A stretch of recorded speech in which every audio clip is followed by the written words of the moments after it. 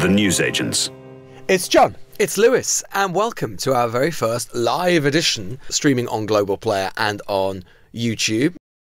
Donald Trump is actually, either through design or just through effect, putting Ukraine in the worst possible position that it could be for these negotiations, in acting in the way that it is to give Russia everything that Russia wants and nothing about what Ukraine wants. I think Zelensky is being set up for an impossible choice, which basically is between surrender, extortion, and or blame, i.e.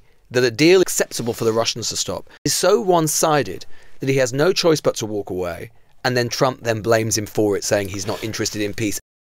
If it can be proven that Trump is a Russian plant, what happens then? Would the GOP, the Republican Party, be strong enough to wrestle back control? Would they impeach him again?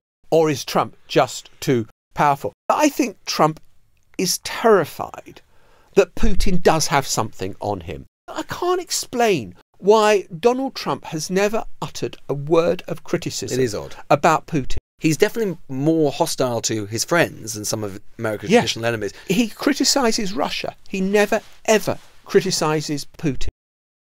The markets had never seriously believed that he was going to do these tariffs in a comprehensive way or a substantial way. And when it looked like he was going to, have become spooked. There are some analysts now talking about the potential of a recession in the United States, right? And as I say, no obvious signs on what he's going to do about tariffs. He barely mentioned inflation and prices in his speech in Congress earlier in the week. Why?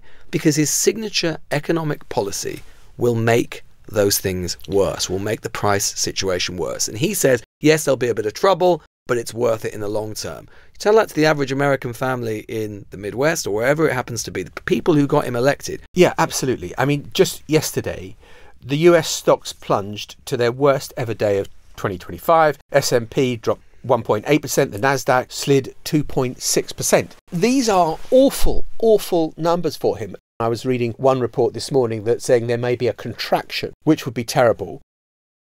I think that the damage to America, or the changes we're seeing to America in terms of its reputation and the alliance system, I think that will outlast Donald Trump.